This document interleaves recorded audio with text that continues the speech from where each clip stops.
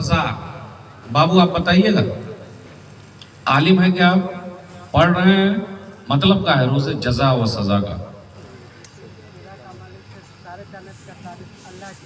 नहीं भाई, रोज़े जजा व सजा मतलब ये मालिक यौमिद्दीन का तर्जुमा है, हमारे सब तर्जुमे में यही है।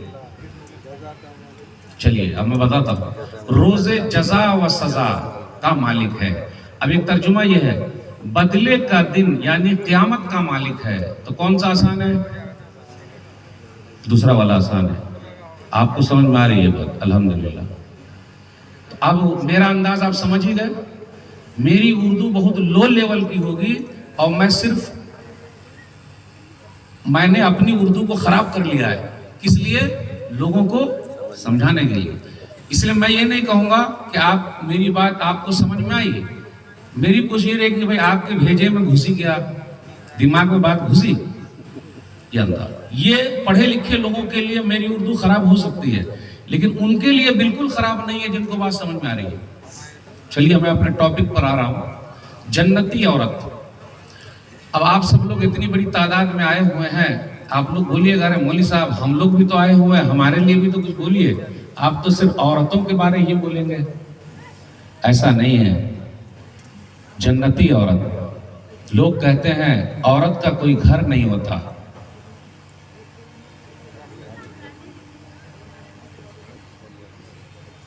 लोग कहते हैं औरत का कोई घर नहीं होता, मैं कहता हूं औरत के बगैर कोई घर नहीं होता। लोग कहते हैं औरत का कोई घर नहीं होता, मैं कहता हूं औरत के बगैर कोई घर नहीं होता। आइए मैं धीरे धीरे चलता हूं। जन्नती औरत की निशानी क्या है? ऐसा नहीं है जो हम और आप बोल देते हैं उल्टी खोपड़ी गईगी, तुम लोग जहन्नम में बहुत ज्यादा जाओगी, ऐसा नहीं है। आइए देखें, एक हदीस के अंदर आया, सिलसिला सही है, हदीस नंबर 287, नबी सल्लल्लाहु अलैहि वसल्लम ने फरमाया, अला उखबिरुकुम बिनिसाइकुम मिन अहलिल जन्नह, क्या मैं तुम लोगों को जन्नती औरत ना बतला दूं? अलवदूद, अलवलूद, अलआऊद, तीन चीजें। अलवदूद बहुत ज्यादा मोहब्बत करने वाली।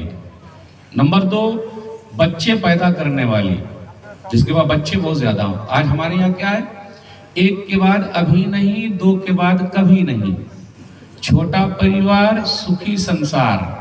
और याद रखिएगा, जिनके पास बच्चे कम हैं वो और ज्यादा परेशान है, जितना कमा रहा है परेशान है, और जिनके पास बच्चे ज्यादा हैं वो परेशान नहीं है। ऊपर वाले ने जो बच्चे को भेजा है, ऊपर वाले ने रिज़्क भी भेजा है, खाने पीने का सामान भी भेजा है। हर बच्चा अपना नसीब लेकर आता है, हर मेहमान अपना नसीब लेकर आता है। इसलिए मेरे भाइयों, ये कहना छोटा परिवार सुखी संसार, ये सही नहीं है। आपको बता दूं, पूरे पहाड़ों पर घर बनना अभी बाकी है, दरिया में समुंदर में घर बनना बाकी है। अगर दरिया में समुंदर में पुल बन सकते हैं तो घर काहे नहीं बन सकता है? पूरा समुंदर खाली है, दरिया खाली है, पहाड़ खाली है, तो अभी तो पब्लिक उतनी है ही नहीं। और समुंदर में अल्लाह ने जो नेमतें रखी है, हम और आप उतना निकाल ही नहीं पा रहे हैं। इसलिए छोटा परिवार सुखी संसार, ये जुमला कहना बिल्कुल गलत है। अगर मैं पूछूं, आप में से कितने लोग हैं जिनके पास 10 बाल बच्चे हैं? हमारे बुजुर्ग हजरात, दादा, नाना, इस उम्र के लोग हाथ उठा सकते हैं, जी मेरे पास है। लेकिन अक्सर लोगों के पास अब सिर्फ 2 ही है। तीसरा ऑप्शन इसलिए खुला हुआ है कि हो सकता है कि बेटियां हो गई है तो बेटवा हो जाए, अगर 2 बेटी हो गई तो बेटवा के चक्कर में तीसरा ऑप्शन। और एक बात और कह दूं, पढ़ी लिखी लड़कियों के यहाँ बच्चे कम पैदा हो रहे हैं। वो बच्चियां जो कॉलेज में पढ़ रही है, स्कूल में पढ़ रही है, उनके यहाँ बच्चे नहीं है। प्यारे नबी सल्लल्लाहु अलैहि वसल्लम ने फरमाया, जन्नती औरत की निशानी यह है, वो बहुत मोहब्बत करने वाली है और उनके पास बच्चे बहुत हैं। अब यहाँ एक दूसरा सवाल भी हो सकता है, कुछ औरत के पास बच्चे है ही नहीं, बांझ हो गई है, बच्चे पैदा ही नहीं हो रहे। अब बेचारे के लिए तो आजमाइश है, वो सब्र करे या बेचारा सब्र करे, क्योंकि अल्लाह ताला किसी को देकर आजमाता है और किसी को ना देकर आजमाता है। बस ये अल्लाह की मर्जी है, उसी पर हम सब राजी रहे।